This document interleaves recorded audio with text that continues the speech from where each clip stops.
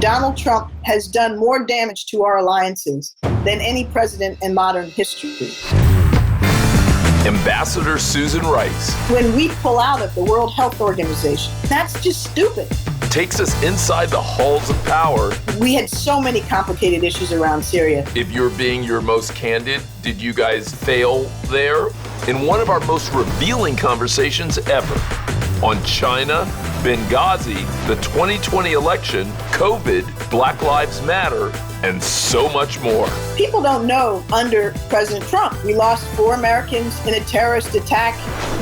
You're looking at me like, what the hell are you talking about? Ambassador Susan Rice, thank you for joining us. It's good to be with you, Carlos. Where are you joining us from? Washington, D.C., my home. All right, I'm going to jump right into it. So talk to me about how you got into policy and politics in the first place. Was that a family trade, and so you kind of naturally followed into it, or did something else happen that led you into policy and politics? Well, I haven't yet gotten into politics, but I've been in policy for many, many years.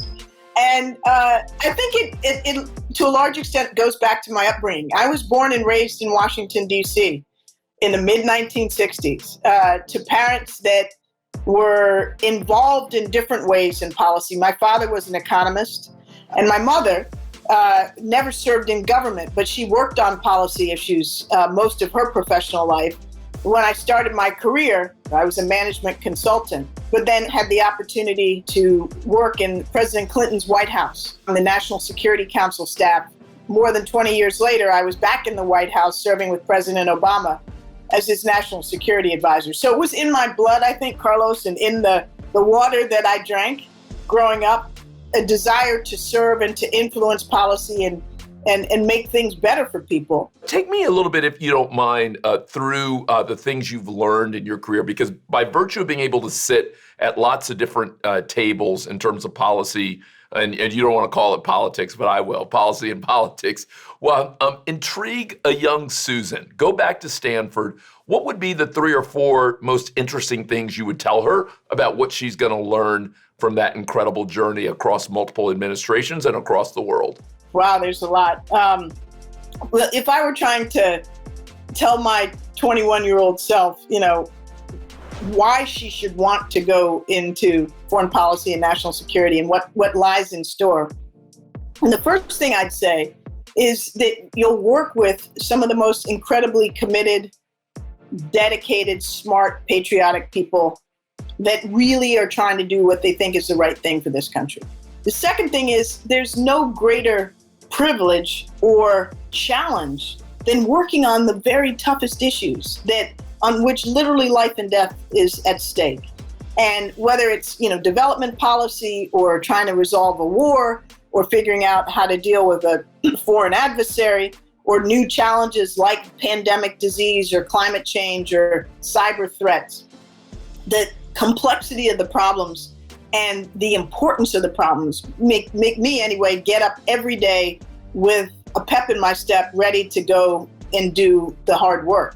But I've been lucky, as you said, I've seen it from different vantage points. If you think about the table in the White House Situation Room, which is really not a big room, and there are chairs along the wall for the experts, what we call the backbenchers. I've sat at many of those different chairs, but I had the benefit of seeing the policy-making process from all those different vantage points. And I think it gave me a valuable perspective and appreciation for all that goes into good decision-making.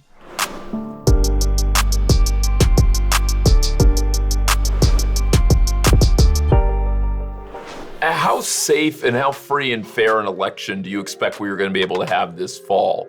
Well, I think it'll be free and fair in the sense that, I think Americans are going to have many different avenues to cast their ballots.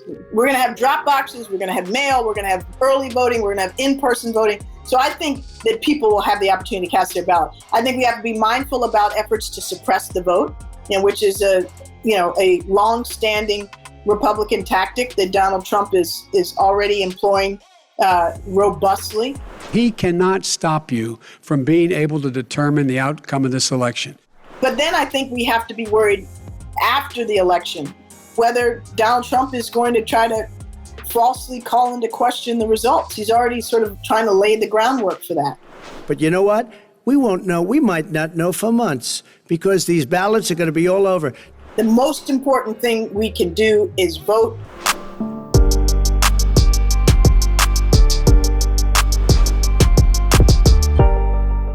Talk to me about this big year of Black Lives Matter.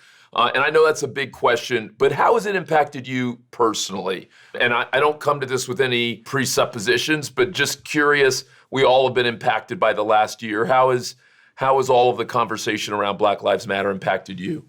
Well, obviously, I'm a Black woman, like you're a Black man, Carlos. And none of this happens without it being personal. We have children and nieces and nephews and brothers and sisters who, for any of us, it could be us to whom this happens. And the notion that, any of us are immune from the potential for being a victim of a police act that is way out of proportion, or that somebody we love could be, is very real. But we have the ability to deal with it. We can address these challenges if we have the will. And one of the things that I find so heartening about this, the last several months and the Black Lives Matter movement, is that in this country, for the first time in our lifetimes, white, Black, Latino, Native Americans, Asian Americans, people of all different races and religions, young and old, in literally every state in this union, in rural areas and urban areas, came out to say, this is not right. They peacefully protested for a better, more equitable America. And then those protests were picked up around the world.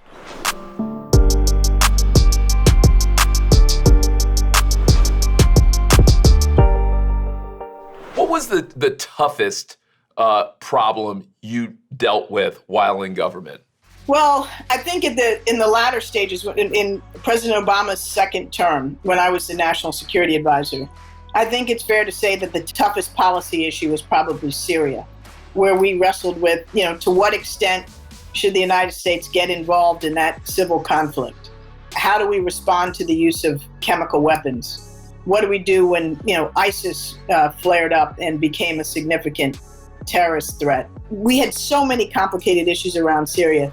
Humanitarian concerns, a civil conflict, a dictator who was abusing his people, neighboring countries that were to varying degrees sucked into the conflict. Russia then came in. It really was one of the very toughest policy problems, and it's still a problem, and it hasn't been adequately resolved. In saying that then, if you're being your most candid, did you guys fail there, or at least did you do a suboptimal job, given that he's still in charge, given some of the other issues that are there? And again, I say that knowing that it was a difficult issue. I write about this a lot in my book, Tough Love, where, I deal with a number of tricky policy issues, but I say that Syria was the hardest. I don't think anybody can feel that the outcome was satisfactory. What we did right and successfully was put in place a strategy and an operation to take down ISIS. And we got a long way through the execution of that strategy in the Obama administration. And in my judgment, one of the few positive things that the Trump administration did is to take that strategy to fruition. And then they sort of fumbled the ball on the 1 yard line by pulling the rug out from under our Kurdish allies. But that's a different question. Had we been involved in Syria at the magnitude that we became involved in Iraq to take out Saddam, I don't believe that would have been a good thing for American interests. And yet, when you go through all the options, I think we ended up with the least bad option, which is sometimes what you do in policymaking. You have a series of crappy options, and you got to figure out what's the least bad. We certainly can't call it a success. It's something that I think others will always find, real frustration in. With the benefit of hindsight, is there anything that you would do differently that you think would have meaningfully changed the outcome there? When the Syrian government in 2013 used chemical weapons, and the United States under President Obama had previously said that chemical weapons were a so-called red line, and then ultimately President Obama decided that before he was going to involve us militarily, he wanted to get authorization from Congress. And I was one of the only people around that table that I described in the Situation Room. I was actually the only person who argued that we should not seek congressional authorization, that we ought to go ahead and do it anyway. And he felt strongly, and most of the other senior officials agreed, that it would be better to have congressional authorization. My argument for not seeking congressional authorization was not because I thought that was wrong. It would have been great. I didn't think we'd get it. And my judgment was that even back then in 2013, that the politics were going to stymie the outcome we sought. I thought that the Republicans wouldn't give Obama anything that he asked for, even though many of them thought it was the right thing to do. And I thought that the Democrats wouldn't want to be caught having to vote for another military engagement in the Middle East. And that the combination of the two would mean we didn't have the votes. Now that turned out to be right. We didn't get the votes, and we didn't therefore use military force. In response to Bashar al-Assad's barbaric use of chemical weapons against the Syrian people, President Obama, after careful consideration, has decided that it is in the national security interest of the United States to conduct limited military strikes against the Syrian regime. But where I say I think I was wrong and President Obama was right, was that he was right on the policy, and the policy judgment was we were better off trying to negotiate, and we did successfully negotiate a deal to remove chemical weapons from Syria and bind Syria to the Chemical Weapons Convention. That was a better outcome than what we would have gotten through a few days of bombing, or even one day of bombing, which is what the Trump administration did. They dropped some bombs when chemical weapons were used again, and then nothing happened.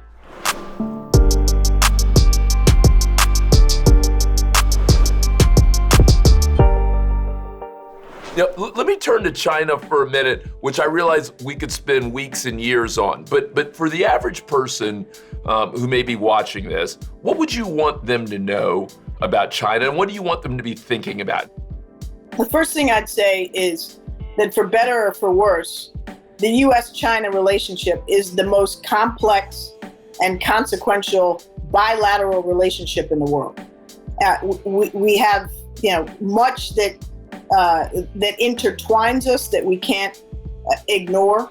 And yet, China is our biggest competitor on the global stage, both economically and from a strategic point of view. And yet, we have to figure out, in my judgment, how do we compete effectively so that we advance our interests, our economic interests, our security interests, without falling into conflict.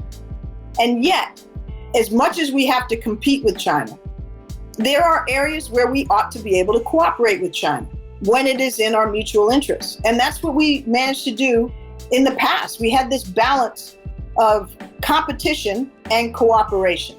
We need to cooperate on climate change. We're not going to address climate change without China. We should be cooperating for all the water that's under the bridge on fighting and defeating this global pandemic. When we pull out of the World Health Organization. Today, I'm instructing my administration to halt funding of the World Health Organization. We're not punishing the World Health Organization or the rest of the world who cares about climate. We're just walking off the field and leaving the battlefield to China. And that's just stupid. What if the Trump team said, you're right that we haven't seen the advantage yet, but the reality is that the Obama administration, and maybe even the Bush administration and the Clinton administration in general, was too timid in dealing with difficult actors. That may not be right everywhere, but they would say in general. And that when you're dealing with difficult situations, as you said, really complex, knotty, none of them are simple, that you have to at various times inject, if you will, a curveball or some fear. And that Trump, in a sense, has been a punch in the head to China, to North Korea, to Iran. Okay, great. I love that question. Let's say that's their argument. And Lord knows that's the kind of stuff they like to say. A punch in the head. What have we gotten that we didn't have before? You mentioned North Korea. Here we know now that Donald Trump and Kim Jong-un have exchanged 27, 28 love letters, which is itself extraordinary. And, we had these 2 summit meetings, which, I don't oppose summit meetings as a matter of principle. The question is, when you put the prestige of the President of the United States on the line with a committed adversary, you better get something out of it. Well, what did we get out of it? All we got out of it is North Korea continuing to pursue its nuclear weapons program, continuing to pursue its missile program. Nothing has stopped. A lot of noise, a lot of smoke, a lot of rhetoric, and then very meager outcomes. No, I'm not claiming that everything we did in the Obama administration or in the Bush administration or the Clinton administration or the H.W. Bush administration has succeeded vis-a-vis China. China is clearly on a path to try to achieve a degree of regional and maybe global dominance that is antithetical to our interests. But how do we deal with that? That's the challenge. And Donald Trump, by making every alliance relationship about a transaction, about extortion, about how much they're going to pay for the privilege of being a partner with us, has done more damage to our alliances than any president in modern history. Today we take a momentous step, one that has never been taken before with China. And that's exactly what China wants. They want the United States out of their way. So now we're out of the World Health Organization, we're out of Paris, we're out of all these places. They've got the center stage, and they're looking around going, this alliance fortress that we found so constraining is crumbling.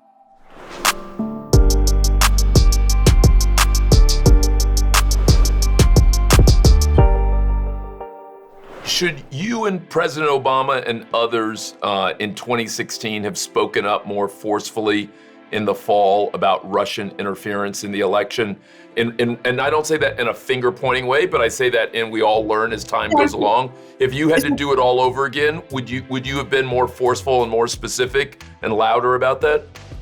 Well, the answer to that, Carlos, is we were specific and we were forceful. And on October 7th of 2016, we issued a very clear-cut alarm that the Russian government at the very highest levels were interfering in our elections. And that was put out forcefully and publicly by the Director of National Intelligence and by the Secretary of Homeland Security.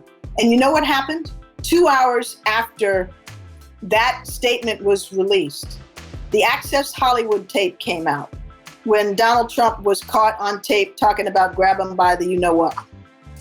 And then 2 hours after that, and we now know this was planned, WikiLeaks dumped all of their stuff on John Podesta and other stolen emails. Well, the effects were to kind of weaponize WikiLeaks to try to harm our campaign to help Donald Trump and try to get Donald Trump elected. And it was clear were being done by Russian intelligence agents.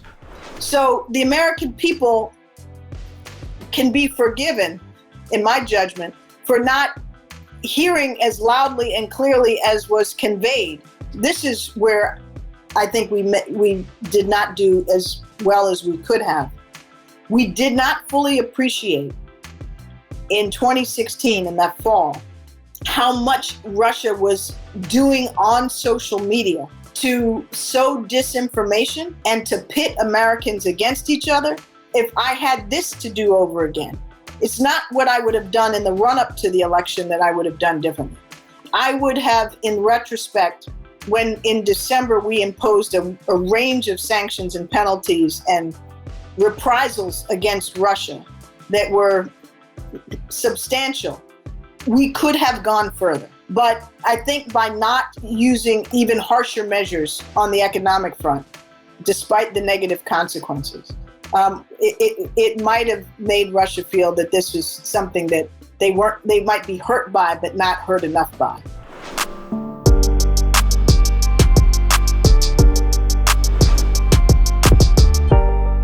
People have accused Ambassador Rice and the administration of, misleading Americans. I can say, trying to be in the middle of this and understanding what was going on, nothing could be further from the truth. I know you spent a million years talking about Benghazi. Is there anything else about that you think people don't know that's worth paying attention to, or what's there is there?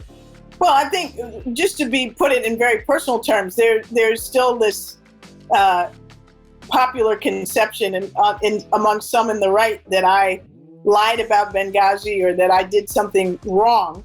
I think one thing that many people don't know is that 8 congressional committees investigated Benghazi, led by Republicans, most of them. Not one of them, not even the most persistent and long-standing investigation led by a partisan, Trey Gowdy, found that I did anything deliberately wrong, that I lied or in any other way deliberately misled the American people. And rather than folks focusing on the tragedy of that loss and what we needed to do to ensure that that kind of thing doesn't happen again, and not to politicize it, we've gone in a completely different direction.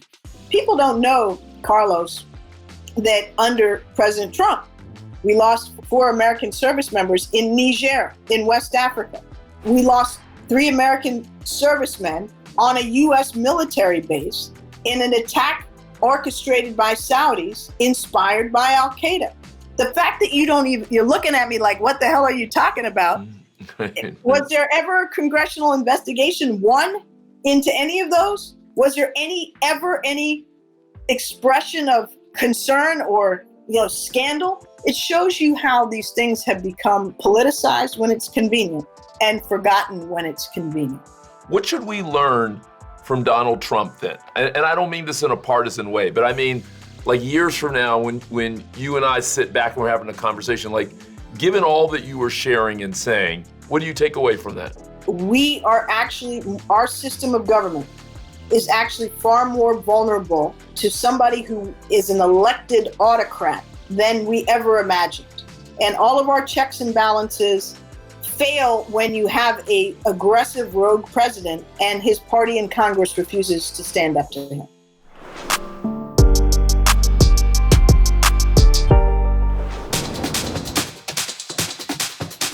Most interesting foreign leader you've ever come across? I have to say Mandela. Because? For the obvious reason. He's an icon. Okay. Rapid fire, man. People ought to be able to understand Mandela. Go ahead. All right, your favorite comedian? Hi, Eddie Murphy. Eddie Murphy, interesting. Eddie Murphy in Raw or Eddie Murphy as Buckwheat? Eddie Murphy in Trading Places? Which Eddie Murphy? All of the above, but especially Raw.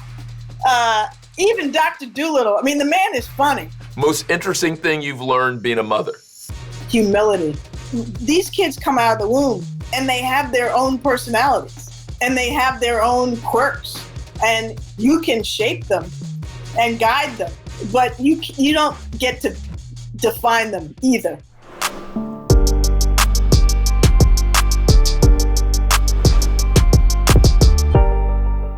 Hey, I hope you enjoyed that conversation with Susan Rice. What a big, thoughtful, interesting person. Love the conversation around international relations. I'm a kid who grew up in very global Miami, and so I've always loved talking about those things. But if I'm honest, we don't always get to do it on the show. So it was great being with her. And I loved even some of the lighter side of her. Who knew that she loved Eddie Murphy and more? If you enjoyed this as much as I did, then you're going to want to check out the podcast. I know I always say that, but this one's special. We went an hour and a half. And so no matter how much you think you heard about China, about Syria, about Russia, about the 2020 election, you're going to want to hear more. So give it a shot. Also subscribe, tell a friend, and comment. I'll see you real soon. Hey, tune into the Carlos Watson Show. It's like no other. You're going to enjoy it every weekday on YouTube.